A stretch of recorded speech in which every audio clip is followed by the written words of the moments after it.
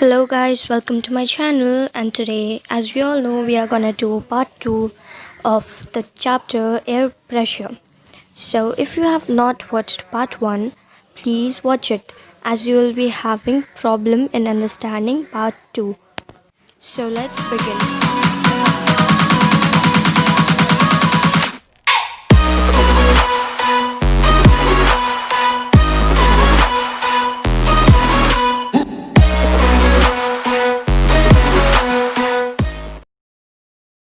You also need to understand the basics of air pressure before going to the causes for the variation of atmospheric pressure or factors influencing air pressure. As we know, the atmospheric pressure varies from place to place, region to region, and from time to time due to what? Due to the factors influencing air pressure. So, what are those factors?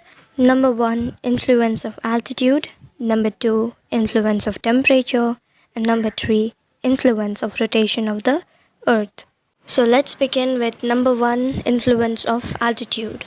So it is a well-known fact that pressure decreases with an increase in altitude. The pressure is low in the upper layers of the atmosphere as compared to lower layers.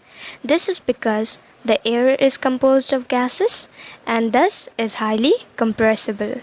The lower layer of the atmosphere are compressed and denser as compared to upper layers.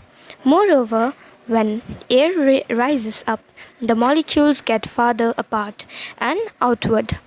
Pressure decreases, whereas in the lower layers, in the compressed state, the molecules of the air get closer together and upward pressure increases. Thus, the outward pressure of these molecules is confined to smaller areas, hence, the layer of air is dense.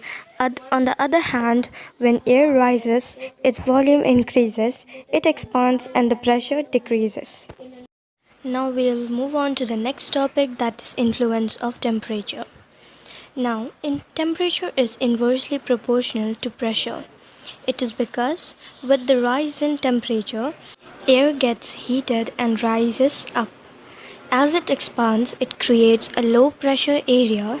When temperature is low, the air becomes heavier and denser.